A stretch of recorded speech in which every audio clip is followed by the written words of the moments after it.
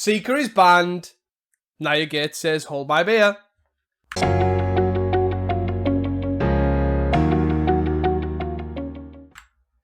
Hi guys, welcome back to Casting Commons, the show where we talk and discuss all things Pauper. I am your host Teasdale, and this is my co-host, the crossover collaboration himself, Reese. It's a mouthful, that. Yeah, we definitely maybe should have even left that for like an actual crossover of some description. That'd have been a good one, really, to be fair. It might not be relevant soon. No, that is very true. Before we start, do not forget to support us by rating us 5 stars on Spotify, following us on Twitter at CastingCommons1 for the most recent Pauper deck lists, and of course, subscribe to us on YouTube. So, how are you doing? Yeah, good. Played some Pauper F&M at the weekend just gone, and did absolutely abysmally.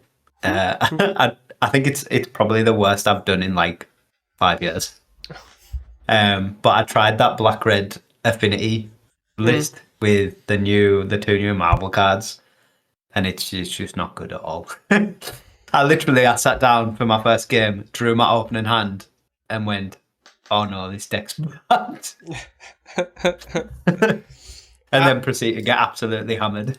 I think for me as well, right, I actually don't hate the idea of the 2 new cards. Like, I don't hate the concept of them. But that deck that assuming we're talking about the like one that top 32, the random challenge. Yeah. And like Connell 5 with it, and like there was like a bit of there. That deck is so badly built, in my opinion. Yeah. It's like it's got no draw.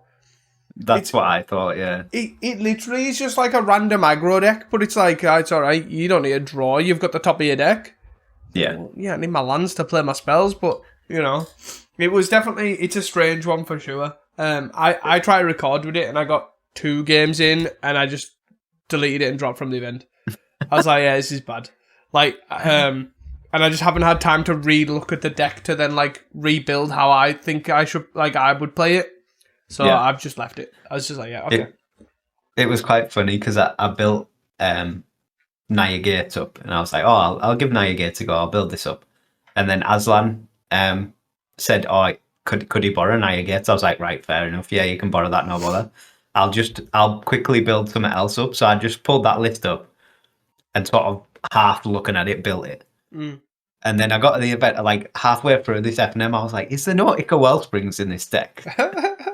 Because I'm just like completely built it in a daze. Then I was like, yeah, this definitely needs like Ica Wellsprings and more 2-mana draw spells. It needs more of something, to be fair, because it's like not even like Frogmite based for anyone that is curious. It's like it's not like an aggro deck with like Frogmite and like an early curve or whatever. It's just like plays the 2 mana. It's an aggro deck, but you have no aggressive creatures. Yeah, and then it's so bad. And then you don't have the longevity stuff either to be affinity. So it's just like this weird halfway house.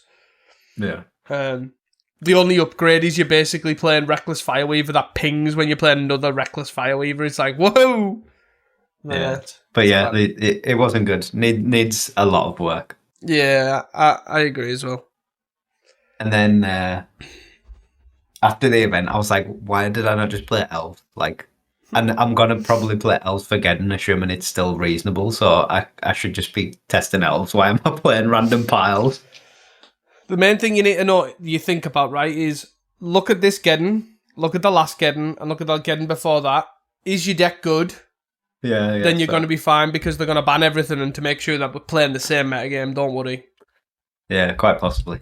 That was a tongue-in-cheek joke. Please don't cancel me. But yeah, you're most likely going to play Elves, let's be honest. Unless it gets absolutely obliterated, to print 7 lava darts or whatever, and you know, but it is what it is.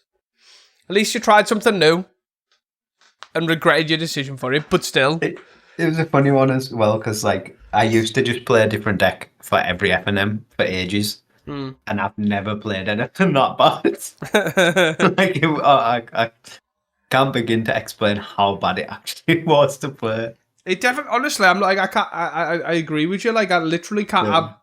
I do bin off a lot of recordings, but that was the fastest I've ever binned off. Yeah. Like, usually I get like 3 games in because I'm like, oh, this could be variants, you know, whatever, and I'll accept like maybe like a 2-3 or a 1-4 or whatever, and I'm like, all right, okay, fair enough. But this deck was just like constantly so bad. I'm like, what the hell is this? You were ready to 05. Yeah, I was like, but it was like I'm 05 because this deck sucks. Like not because I'm playing. Even if it's because I'm playing badly, I'm like, I'll keep it. But yeah. But if it's because the deck is like, oh, okay, I'll just bin it off. But yeah, it was pretty bad.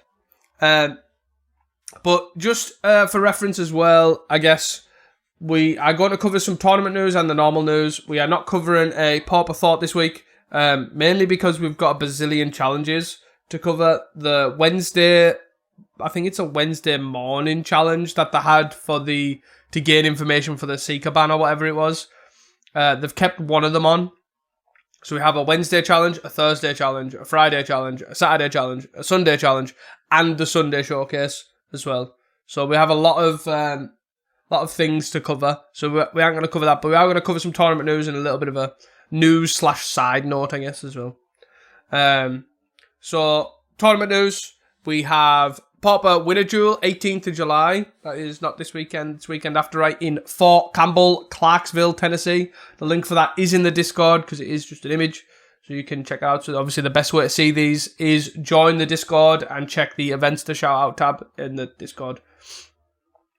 Sunday the 16th of August, Pauper Extravaganza 2K at Mox Boarding House, Portland.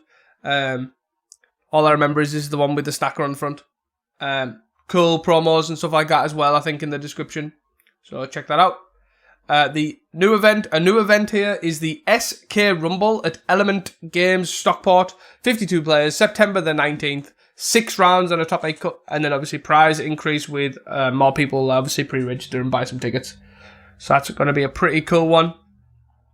And then Unplugged Gaming, a Pauper 1K. This is going to be fun. Let's see if I can say all these things right. 15th of August at Unplugged Games in Manaluce, New York, just outside of Syracuse. The link for that is in the description. And also in the Discord as well, if you want to check that out. And Reese is just putting it in the right place because we like to have them in date order, and I forgot to put it in date order. And then a bit of a side note. Just interesting that we've seen. I seen it on Reddit. I don't know where you've seen it at. MTG Top 8. Oh, right. Okay, fair enough. I don't look at that website very often nowadays, to be fair. But yeah. So on a side note, there was a Spanish Pauper event called Campeonato de España 2026. So I'm assuming there's I don't know if this was the first one. I believe it was. I was going to say, it did seem like it, the way they were talking in the Reddit post, but I wasn't 100% certain. This was on the weekend before the ban of Seeker. So Bo was in the metagame and all that sort of stuff. There was, I think it was 5% of the metagame, right? Off memory. Yeah, it was around that number with 3 different decks, like 3 different variants as well. It wasn't just all the Naya Gates version. Their website was quite good as well. Like they've done like a proper metagame breakdown of all the decks. So you can see the 250 player event that is the same size as the one that Bo got banned to protect, although it's Spanish, not American. So make of that what you will. The meta looked fine. Like there was, I think, 2 Bo decks in the top 32, and it didn't win either. Mono Blue Terror won. Yeah, it did come second, right? I think I couldn't remember. Yeah. But it was like 2nd and 4th or 5th. Second and 5th, I think. Which is pretty cool. So we'll put the link for either the Reddit post or the actual link to the website in the show notes. Which is pretty cool. Just for anyone interested in either seeing those board decks, seeing the metagame. Looked like a pretty cool thing. Obviously, we didn't even know it was there, obviously. But cool to see, for sure. Yeah, I think we can definitely try and link the website because it's done a really good breakdown. They've got like all the day 1 match win percentage, the day 2 match win percentage, all the number of like how many decks there were, the conversion rates. Like it was really good. Cool to see. I think the story of the event is Ruby Storm is cracked. So yeah, everyone's obviously welcome to look at that. I just thought it was pretty cool. Obviously, I haven't seen the deck lists for the Brazilian event as well, but again, that was another fairly large event that obviously had Ball Eagle in. So Yeah. pretty cool. Pretty cool to see that. Obviously, what like week one, what we could have had as well, and obviously we could have seen how that evolved. But just pretty cool that we had these big events as well that I didn't even know about until obviously you take into consideration the bow ban. Anything else to add before we start our mega challenges? No, I'm happy to get into the first challenge. Coincidentally, on the first Wednesday, the 1st of July. 49 players. First place was Rally Red. Second place was Drum Wildfire. Third place was Naya Gates. Fourth was Fams.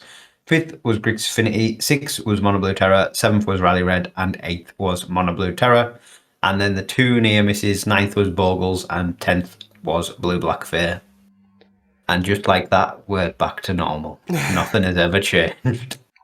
My only main thing is, like, I would have said that obviously pre-Boar, Naya Gates was like a deck, right? But it wasn't like a massive contender. No, I think the main takeaway from it as well is it's very set now on the Chrysalis package. Not the Chrysalis package, the Snacker package. Sorry, with Pursue the Pasts and sometimes the Artifact, the Moxite. And sometimes a bit of reunions and stuff like that instead. But obviously previously we've seen a million versions of Naya, from just like green white gates with Chrysalis in to all sorts. Yeah, I think it's pretty cool to see. Like, we will get into obviously the gate stuff further down, but there's a lot of variation in like a lot of cool different ways. Obviously you've got 3 colours plus colours, like you can obviously sometimes go even further in the sideboard or whatever. Yeah.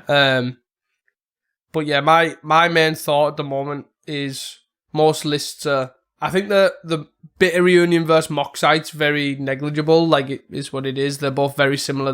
It's the after effect that's like you choose them for, isn't it? Yeah. But the main standout for me is, do you run Chrysalis, it seems. Obviously, this list in third chooses to.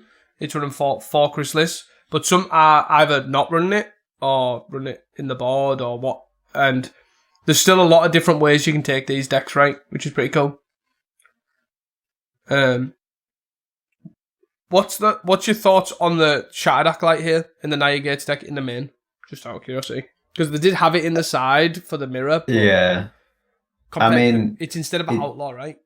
Yeah, it sort of seems fine. It's like just a 2-mana life gain guy with some upside that's different to Outlaw's upside. I'm not certain it's that necessary now, but it's fine. It's just a meta call in it. If you think it's going to be more relevant than Outlaw, run it. If you think everyone's going to play blue-black, run Outlaw instead.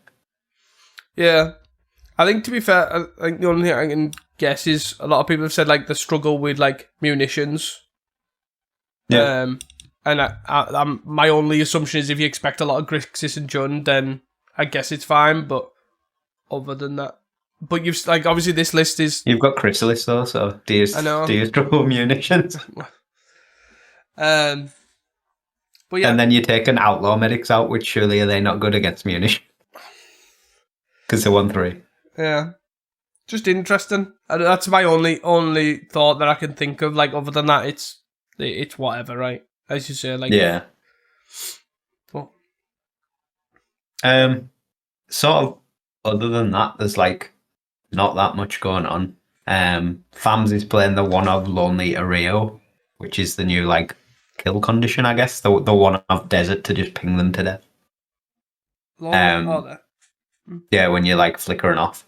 Yeah. Ghostly flickering off. Other than that, there's like not much going on, right? I feel like if we've banned Seeker, and then if the meta looks like this for Genesis and Geddon, I feel like that's worse than if it was dominated by Bodex. Mm. Yeah, it definitely. We are at the point now, right, where it's pretty much this is how the just metas look. stagnant. Yeah, it's looked the exact same for the last year, if not more. But yeah, there's nothing too crazy going on in these lists. To be fair, right? There's 2 Kenkus out of Luffy's list as well. Just want to mention that. Mm. But yeah, it's about as exciting as it gets. Unfortunately. Moving on to the Thursday the 2nd, 60 players for the Thursday. So Thursday's still going strong. Mm. First place, Blue Black Fate. Second place, Green White Gates. Third and fourth, both Rally Red. Fifth, Mono Blue Fate. Sixth, Jum Wildfire. And seventh, Rally Red. And eighth, Rally Red. And then the 2 near misses, Mono Red Madness in 9th and Spy in 10th. It's like a weekend run for Rally Red. It's just been absolutely nowhere. Now it's dominating. I wonder what the logic was behind this, like Rally Red domination.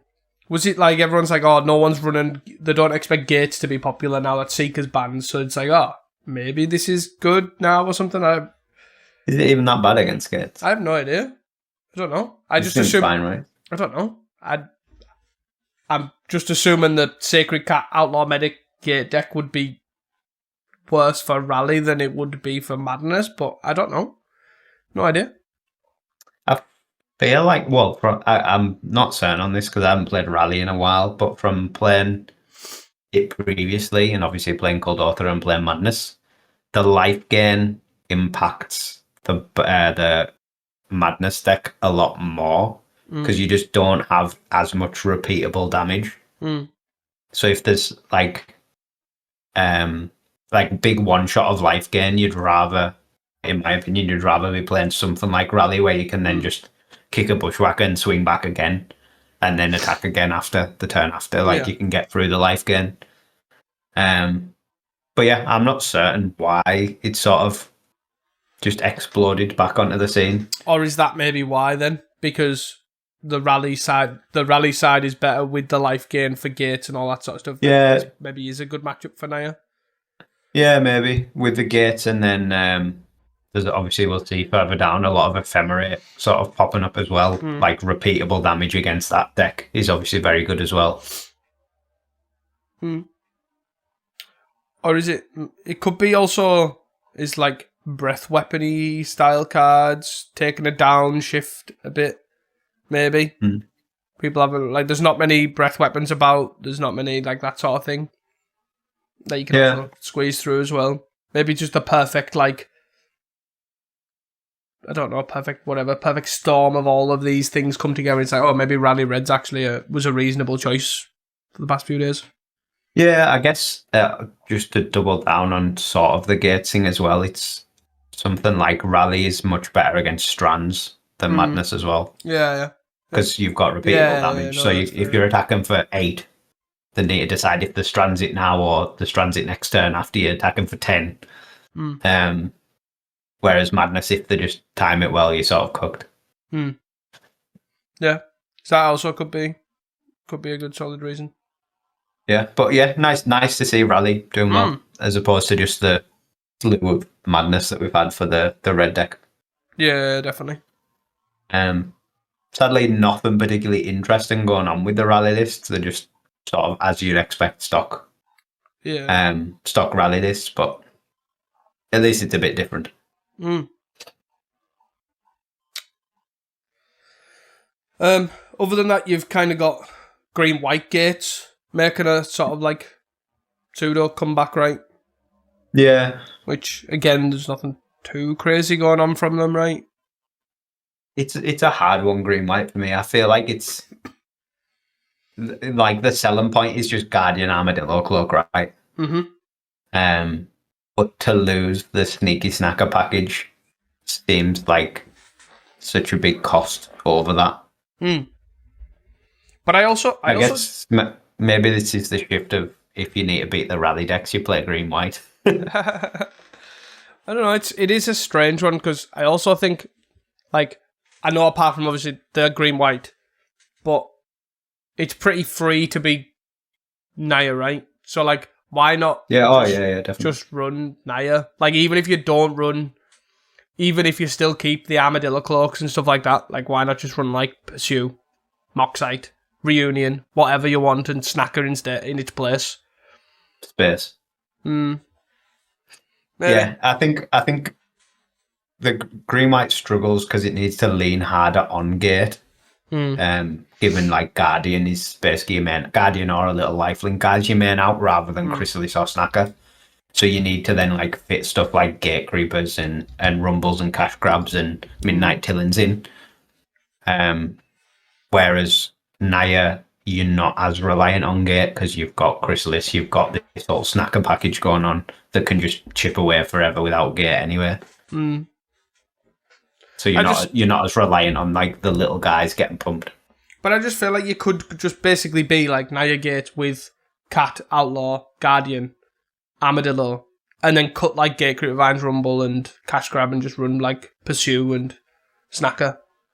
Do you know what I mean? Like, I feel like there's probably some like halfway house between them both where you automatically get less reliant on Gate because you're playing Snacker, but you also get better draw. I feel like that might end up as just a bad version of either, though. Yeah, maybe. Like, it'll just be worse than Naya and worse than Green-White because the plan's, like, a lot more muddled than it would be otherwise. Yeah. I just really dislike Rumble Cash Grabbers, draw spells. But they're not. They're Find Basilisk Gate spells, exactly. aren't they? That's what I mean. Like, they're just That's why they work. Yeah. I don't know. It's quite hard to sell me on this deck, I think. Well, the selling point is just Guardian Armadillo Cloak, and that's the selling point. If you like that, there you're sold. You're playing Green-White instead. If you don't, you play Naya. I am not sold. Again, outside of that, obviously, stacks of Rally Red, not too much else going on. One of Madness sort of sneaking in there at the end in 9th, but it's Madness, so it's just the stock list that it's been running for 8 months, 9 months, however long. Hey, we've got a few changes. Probably longer than that now. Yeah, definitely. We've got a few changes in Madnesses throughout a bit through some of the challenges. Bit weird. Which is not a bad thing. But moving on. Only other thing to mention for me is obviously a return of Spy, which hasn't really been, it's nothing different. It's just like literally fell off the map. It's like someone was like, I need my combo fix. Sort of just is occasionally there as a one-off, I guess. But yeah, I'm not really particularly sold on the list. Writhing Chrysalis in the board with a Mountain and a Flaring Pain and some Fang Dragons, but 2 Avenging Hunters is do not copy this list for me. If you're running any less than 3, I am not taking any consideration for that list. That's my rule. Yeah. Spy. Happy to move on now. Moving on to the Friday the 3rd, 65 players, so really good numbers for a Friday. First place, Naya Gates. Second place, Girl Storm.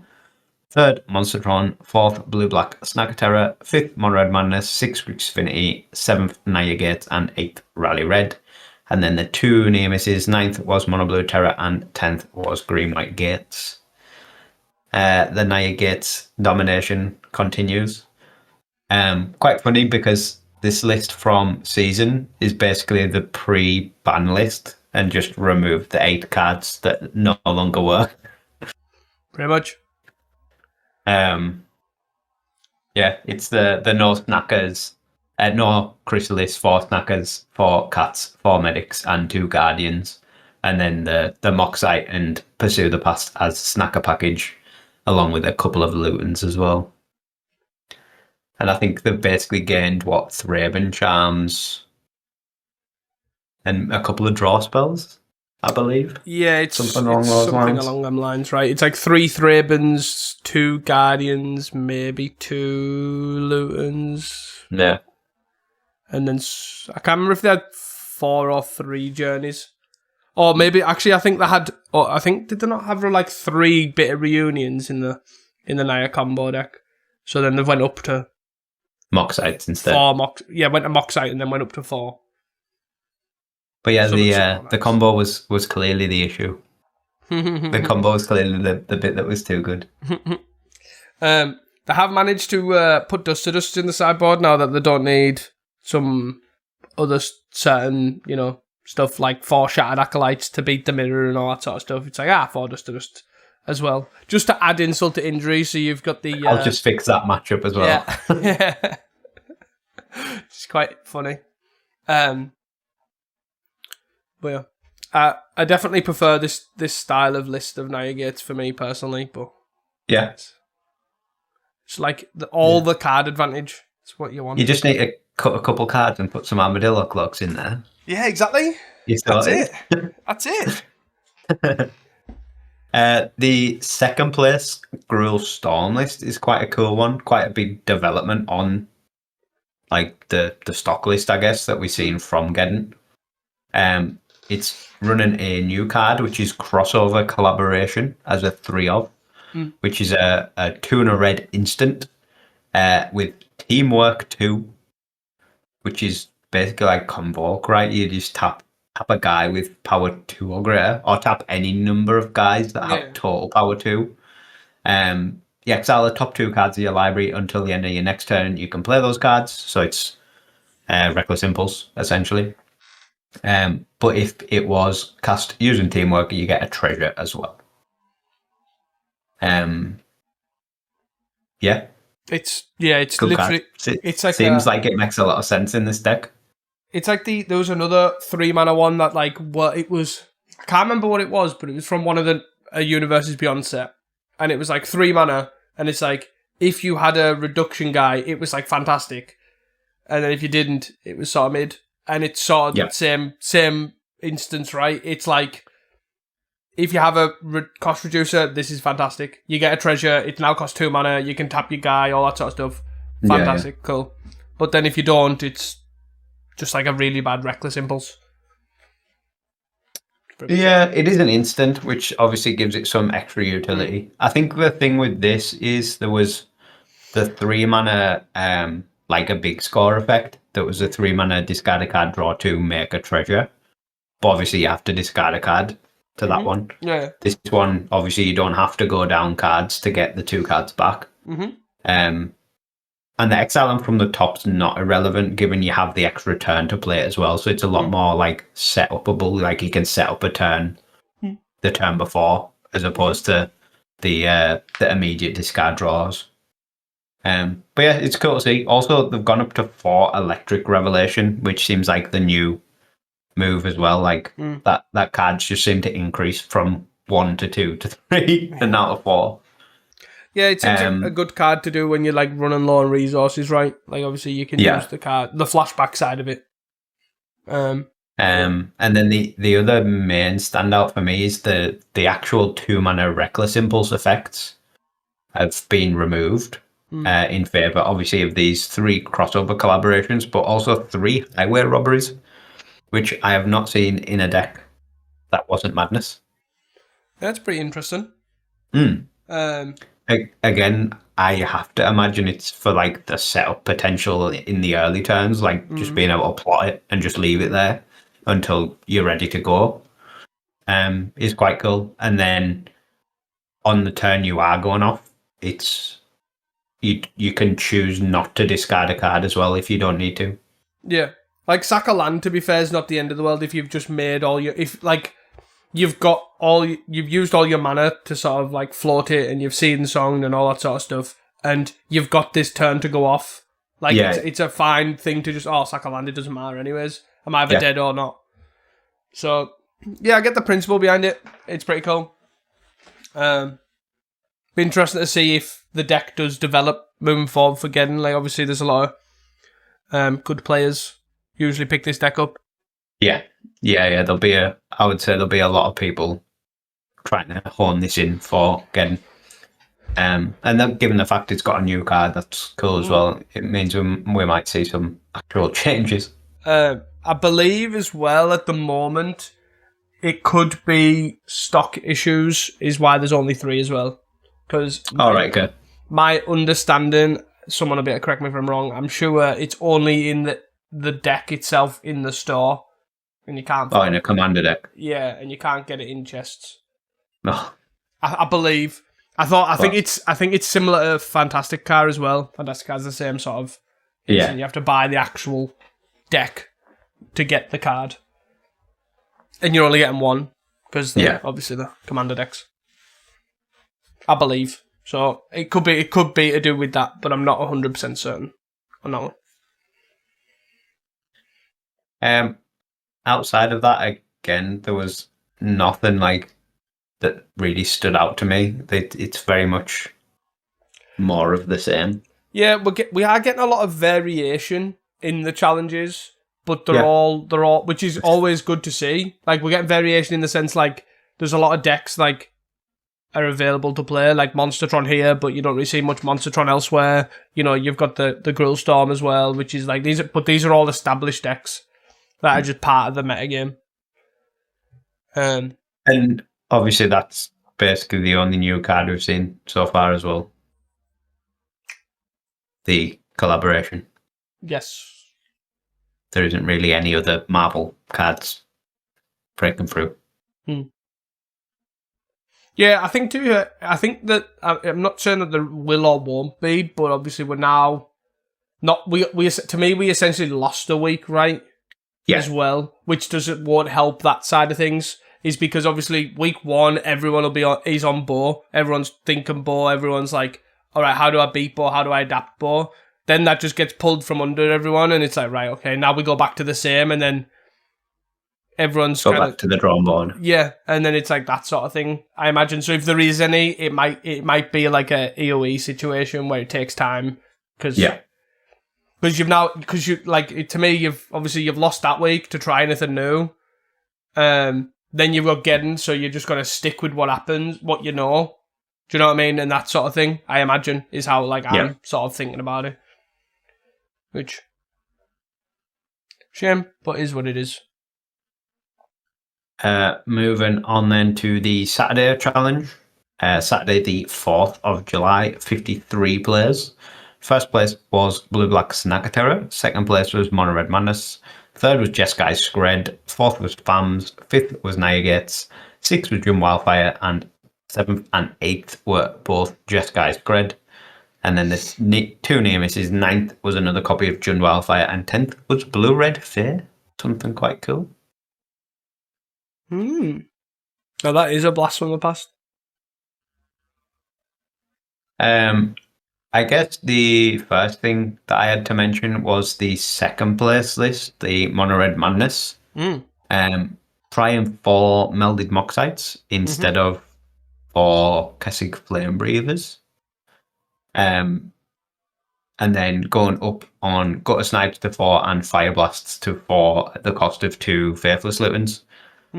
I seen the pilot tweet basically that do not do this, it was bad. So make of that what you will, given the came second. But yeah, I just thought it was an interesting thing to try and run. Yeah, like I don't like, I'm sure we might have seen this before and it disappeared off the face of the earth. And then it's now obviously come back, but I also don't know why. Like, I don't understand the benefit. Like, especially out of all the things you could have, why Moxite? That's what I don't get. But yeah, maybe a free robot at some point in the game is probably reasonable, I guess, compared to the rest. Yeah. The amount of Jeskai, Scred, and Fams is quite worrying to me. I think if the meta shakes down to this, there's going to be a lot of going to time at events. Yeah, I find it really funny. The thing that amuses me, right, is that when they unbanned Bonder's Ornament, right, the aim was they wanted more control in the metagame. And it often then felt like people tried it in this deck. Because they were like, oh, Bonder's Ornament, perfect fit is this deck. This is kind of where it's slotted in. And now they've basically... It seems like they're convinced to just run 3 Bender's Waterskin or none at all. Yeah. And they don't even touch Bonder's Ornament. But it's like, oh, this deck actually is cracked. Let's just play this. is how it feels. It's like, oh, Yeah. and it's cool. Like I like this deck. I think this deck is cool. Like, but it is like if this is a big part of the metagame, you're gonna get what Affinity, Jund, Wildfire, and Fams all versing off each other. And oh my god, this is gonna be fun. But yeah. And then other than that, the only sort of real thing that looked interesting to me was the blue-red Fae sort of cropping back up. Obviously, we see it time to time. And it's back again. Running slightly more ninjas than I feel it normally does, with 3 deep hours and a single moon circuit. 8 fairies with the seers and sprites, and then like the Augur Bolas, one of Crimson Fleet Commodore, one of Murmur Mystic, as some finishers. Yeah, it does look a bit. I don't know. Actually, to be honest, to me, it looked kind of all over the place, but in like not in necessarily a bad way, but it like a blue-black Fae sort of way. It's just like its numbers are all strange, you know, like its removals, like 4 Scred, then it's like 1 Bolt, 1 Fanged Flames, 2 Suplex, 1 Fire and Ice. It's like, I don't know what I want to be doing, and then it's like, oh, I've got 3 Brainstorms, and it's like, oh, 1 Ponder, 1 Preordain, I don't know which one I want to be running. You know, 1 Dispel, 1 Spell Pierce, which one am I running? Or it's like, I'm trying to cover all bases or something, I don't know. But the actual list, it's like the creature package itself, yeah, I think is pretty interesting. Like, it's good to see more ninjas, I think, because most of the as soon as you get blue X, they tend to like cut them down massively. But pretty cool. Anything else for this Saturday? My last point of Blue Red Fae was that's a lot of exile creature effects with the suplexes and fang flames. Seems like a product of the metagame. Yeah, I wonder if there's like a specific creature that needs exiled. Wonder. Interesting. There's even more in the board as well. To be fair, like this challenge, to be honest, when you think about it, a lot of it is just, oh, look at me, I can exile. Like, all the Jeskai stuff runs an amount of stuff that exiles creatures. It seems to be like, obviously, it's commonplace. But I wonder why. Control decks having a trouble with a recursive creature? Never. But no, that was all from Saturday. Moving on to the Sunday, there was 2 events. There was a showcase challenge. So we're going to go with that first. 250 players, so a really good size event. First place was Naya Gates. Second place was Jeskai Scred. Third was Spy. Fourth was Naya Gates. Fifth was Mono Blue Terror. Sixth was Blue Black Affinity Snacker. Seventh was Blue Black Fae, and 8th was Mono Blue Terror. And then the 2 near misses, another copy of Naya Gates in 9th and Monstertron in 10th. Yep. Naya Gates. Deck's good. Deck is cracked. It's almost like it doesn't need a combo. It does not need a combo, that is for sure. But deck is very, very good. For the most part, these lists are quite similar. The basic core of the deck is the same. The main standout difference between them is basically whether they run Chrysalis or not, or they run it but in the side rather than the main. So like the first place deck and the 4th place deck are basically the same by like 6 cards, and it's just the 4th place one put the Chrysalis in the sideboard and put some Guardians in the main. Whereas the first place one just doesn't. It just has the Chrysalis in the main. Oh, it has the Guardians in the side, so just swap them. Yep. Did it run an extra Thraben Jam as well, just to add the extra swap? Possibly. I'm looking now. I'm trying to scroll on me. 2 and 3, yeah. Yeah, it did. It actually literally did just swap them. Funny. But yeah, Thraben Charm, again, another exile, some creature from the graveyard effect. Seems quite good right now. Outside of that, the affinity list is quite a cool one. Looks a lot better than that red-black one that I was playing on Friday.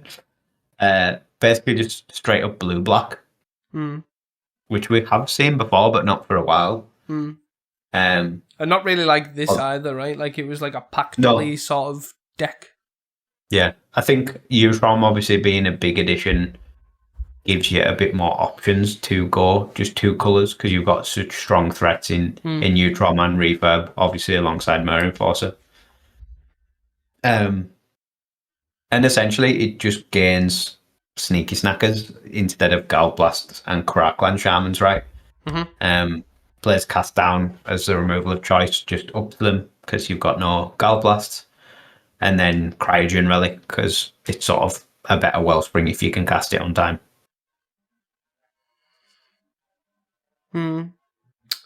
Yeah, it does. It does seem a lot like. I like the idea of the list, right?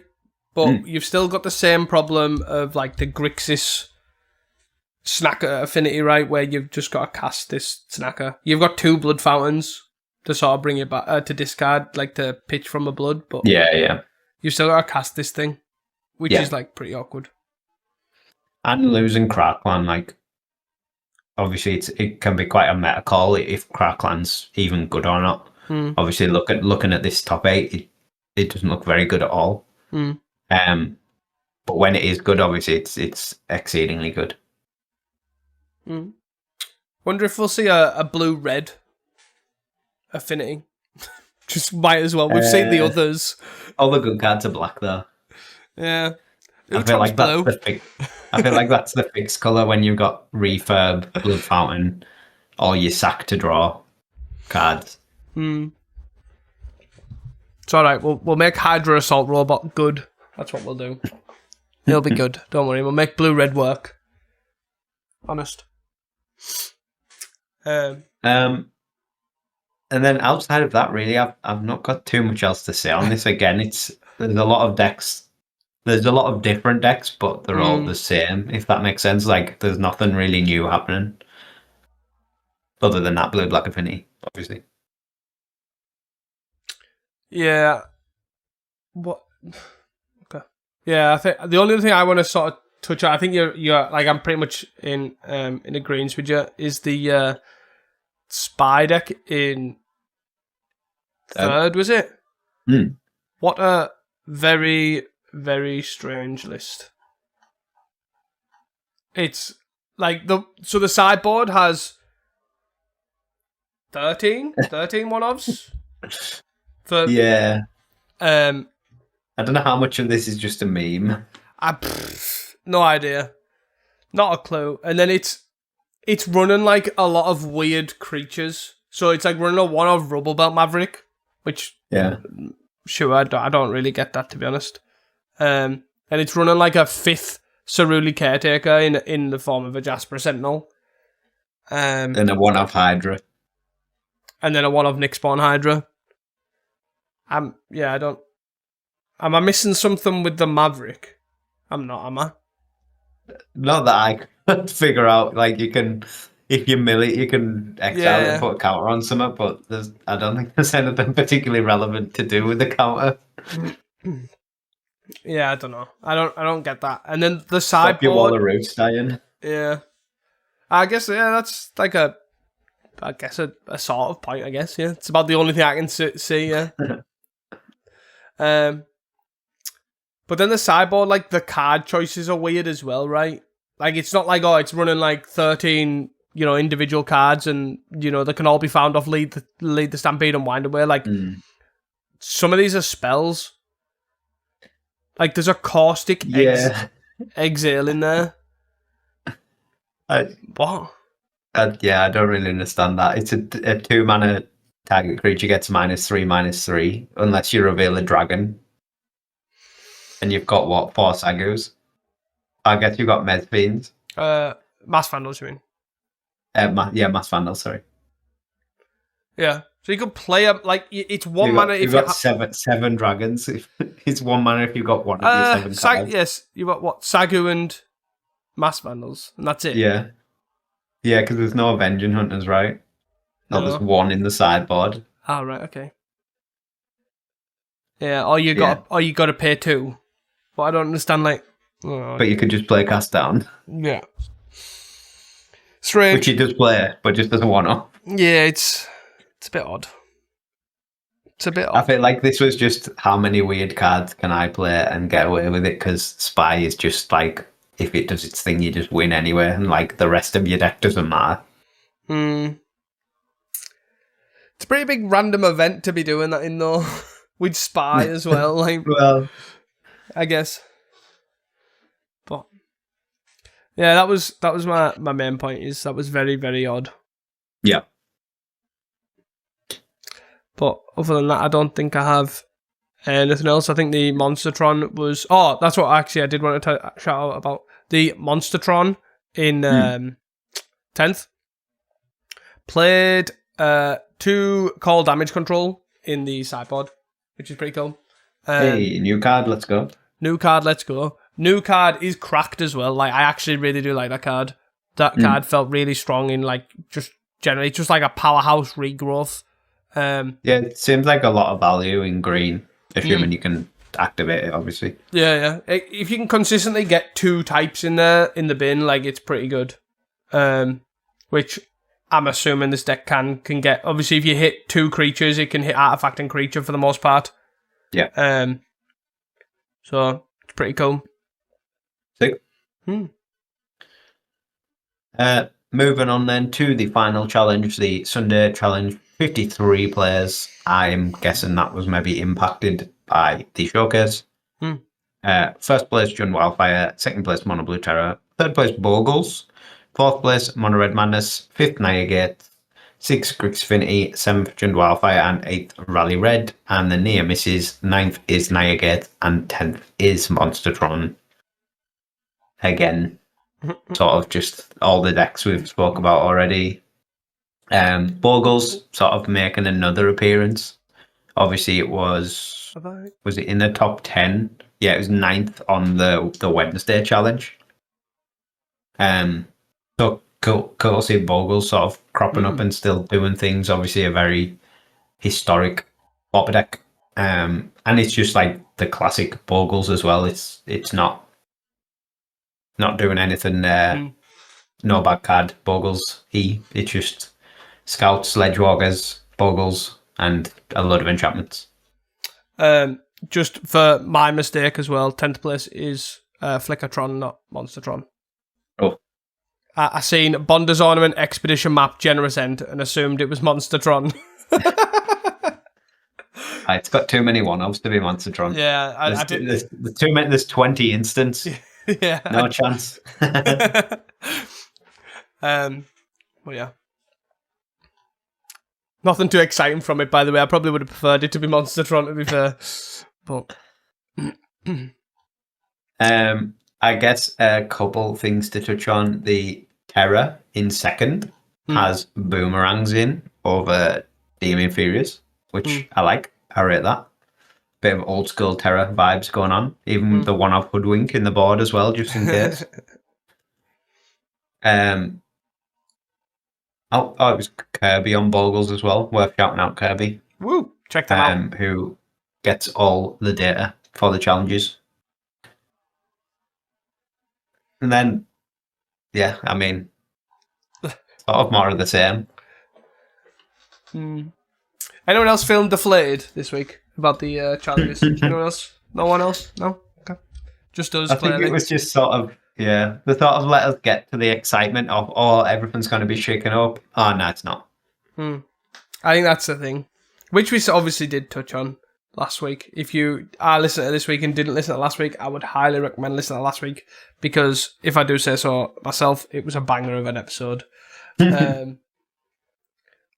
But yeah, I think that's the thing, right? It there's little changes. Like I'm like, oh, Marza Boys, like Nia Gates is like going hard on the like discard draw with 2-bit reunions, 4 Moxites and Pursuit. I'm like, oh, okay, cool. But it's still the same. It's like, it's not that exciting because we've just lost the thing that was going to shake this all up.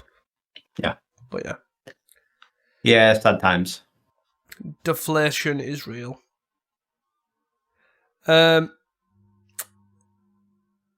trying to scour through the one-offs of the Flickertron to see if there's any spicy new cards, but there's not. We're still on the newest card being the being the Visionaries Dance, which I do think is a great addition for Flickertron, but not helpful. Anything else to add on the lovely Sunday challenges? No, I'm happy to move on. So listener question from Harbour Master Dave this week. And they've said, aside from the obvious differences, Rust is the main one, not being present on Magic Online as a default example, how do you approach both deck building and play online versus in paper? Is there a difference in decisions regarding potential non-meta in paper versus online? You want me to go first because mine's dead easy? Yes, sure. I just don't do anything different. Whatever I'm going to play in paper, I just play the same on Magic Online. I feel like that's for my circumstance though, because if I'm playing Magic Online, I'm probably testing for a paper event. So I don't want to play something different to what I'm going to play. But I think your use case for Magic Online is very different from mine, so I'm more interested to hear your opinion. I think for me, in terms of deck building, so I don't take into consideration like clock. So for example, like say if I was playing Mogwarts, I wouldn't put like a quicker wink on. That might be more like if someone's playing Walls, for example, but most online players on Walls still play Secret Door, which again is a card that's like incredibly difficult to combo through. But I will not. I'll try not to change the deck so like it's got a fast win that I wouldn't play in paper, if that makes sense. I would have to be able to play. I'd play in paper as well, otherwise I wouldn't consider it. To the difference between paper and online, I would definitely change my sideboard heavily. In both instances, for me, I think as well. So, like online, there's generally going to be more aggro decks you're going to find in leagues, for example. So I generally try and skew a deck that's either better positioned there, or if I'm playing for like thing I expect a lot more, I'd put more like anti-red hate or whatever. In the side. But I also think paper, depending on your event, right, like locally and other like your LGSs and stuff like that, you can sort of gauge what people are going to play to an extent. So you can skimp a little as well, I think. But I guess to be fair, like it can impact your deck choice in general, that as well. If you know, oh, every week I'm going to face White Weenie, you don't really want to start trying to play decks that are bad against White Weenie because you're just going to get hammered. Yeah, for sure. And it was sort of like, that was sort of one thing that impact, like I've spoken about before, obviously, about when we went again the first time. Like, I picked Poison Storm because I expected more Jund Wildfire than I expected Glee. And there was a lot of Jund Wildfire, but there's also 1,000 people, so I'd first 0 of it, but still, that's besides the point. But that was like that sort of like thinking into a known meta. Like I was like, oh, there's going to be a lot of Jund Wildfire. Jund Wildfire is absolutely tearing up, and you know all that sort of stuff. And it did, and I still don't regret the choice. It was just obviously I played a deck that was like the matchup lottery. Aside from, and I guess touching on the differences about cards not being on Magic Online, I think at the moment as well, and I think this is more like a learning curve than a issue at the moment. We've got it seems like quite a lot of cards that someone must choose what cards they think are going to be playable and put them in chests. From the get-go. And then obviously every month they sort of change that and add to it. Like Fantastic has one that's not in, like, I don't think it's in chests right now. It's getting added in. It's either just being added in or it's getting added in the next update. There's that. And then obviously this collaboration card, like, this will eventually with the UB, and you're getting all sorts of stuff coming in standard sets and commander sets that you're going to get impacted as well online, and the turtle team up issues with Utrom as well. Like the availability was it was more expensive, but it was a lot easier to get them on Magic Online than it was to get them in paper as well. Which I don't know if that'll impact any deck building choices, but it's something to note. Like, not all of these things are free for a lot of people. Which is a bit of an awkward one. But yeah. Thank you for the question, Mr. Dave, the harbour master that he is. Anything else? No, that's it from me. That is all from us at Cast and Commons. Thank you all for the continued support. Do not forget to tell your friends, your family, and even your referee.